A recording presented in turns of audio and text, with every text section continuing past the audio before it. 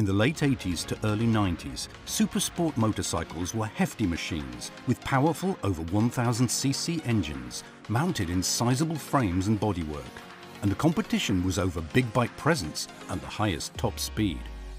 At the time, a Yamaha development team was working on the company's next supersport model. They decided to shift away from the trajectory set by the YZF 1000R Thunder Race and instead emphasize lightweight, slimness and compactness. After all, these elements had been an unwavering principle at Yamaha ever since its founding in 1955. We decided to depart from following what had been established by previous FZR and YZF models for this next supersport bike. The project leader was an engineer who had previously worked on developing the two-stroke TZR 250R.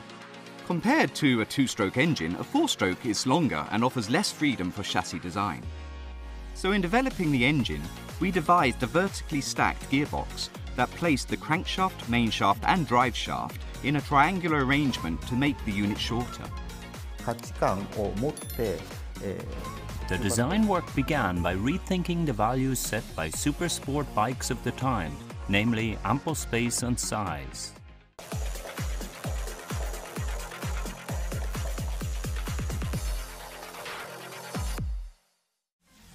Riding excitement was the value the first YZF R1 brought to motorcycling, and this has evolved with each major model update, from 2004 and 2009 to 2015 and 2020.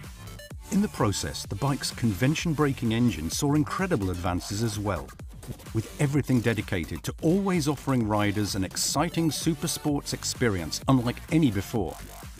With the 2004 model, we upped output by 20 horsepower to raise its overall speed range and developed an all-new chassis to match to create a winning machine for the Isle of Man. While the underseat pipes on the 2004 model did help bring the bike's center of gravity closer to the middle, all of us on the team, including the engineers, simply thought they looked cool. With the 2009 R1, there was no reason not to bring over the cross-plane engine design proven in MotoGP. So that's exactly what we did. Let's say somebody hears the cross-plane engine and says, "I don't know what that bike is, but it's got an amazing engine." How did we go about expressing that idea with the bike's form? By hiding the engine itself. For the 2015 R1, the focus shifted to the main battleground of super sport bikes, the circuit. And the design concept for it was the Speed Racer. The testing team consulted with the MotoGP team and some of our top factory riders as development progressed. In the bike's 2015 debut year, we took the win at the Suzuka 8 Hours in both the EWC and Superstock classes. The mindsets of our designers changed, and the YZR M1 was incredibly influential on our work, something we had never done before.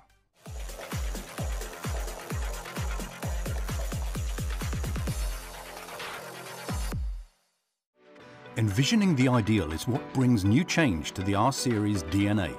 The YZF R6 was originally created in near rivalry with the first YZF R1.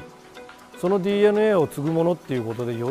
R6 was developed to inherit the R1's DNA, but also to provide a sharper, wilder kind of ride. For every R-Series bike, whether it's in this displacement class or for that market, the engineering teams always build excitement into each. Having RDNA doesn't necessarily mean adhering to rules.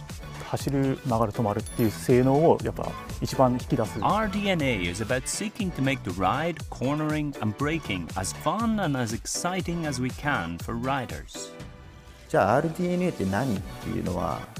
With design, our DNA is something understood more implicitly than explained or defined with words. The only clear-cut characteristic of our DNA is having twin-eye headlights or position lights. There's very little that is passed on as is in terms of proportions or forms. For example, we don't ensure the tank shape is the same for every R-Series model. The smaller entries in the R-Series, from the R125 to the R3, were all updated to more closely resemble the flagship YZF R1. At the same time, a new addition to the family came with the R7, and this bike illustrates the strong links between models in the series. どういうふうに大きく見せるかっていったところがちょっと To give the R15 a big bike look and feel, we purposefully decided to place the position lights lower and on the edges of the front face. 要所要所で確認を設ける。In developing the key aspects of each bike, we set up meetings to consult with the test riders behind the R1 and include their input while fine-tuning the ride. で特に R6、R1 が先鋭化するのはいいんですけ The ど。 R1 and R6 were incredibly purpose-built for the track, so the R7 was created as a super sport that just about anyone could experience that R-Series excitement with. 黒いコースがサーキットみたいなコースになってます。 Fukuroi Test Course has the layout of a racetrack, so the goal while polishing the R7 was to make riding each lap as fun as possible. キーワードをスキニープロポーションっていうキーワード Skinny proportions for perfect control was the design concept for the R7, and since it's a parallel twin, we tried to make it a really tight and compact package.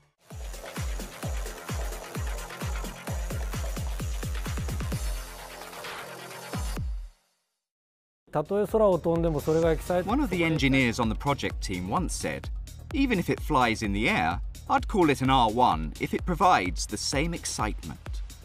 Even if we're to use electric motors, we will still deliver that R-Series feel and flavour and ensure they have the same excellent performance when riding, cornering and braking.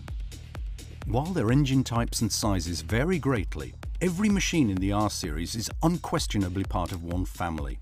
While the physical methods used for creating and delivering the series' signature excitement may evolve, the R DNA that flows throughout the entire range will remain. And as long as people continue to ride vehicles, Yamaha will keep the R-Series and its legacy alive.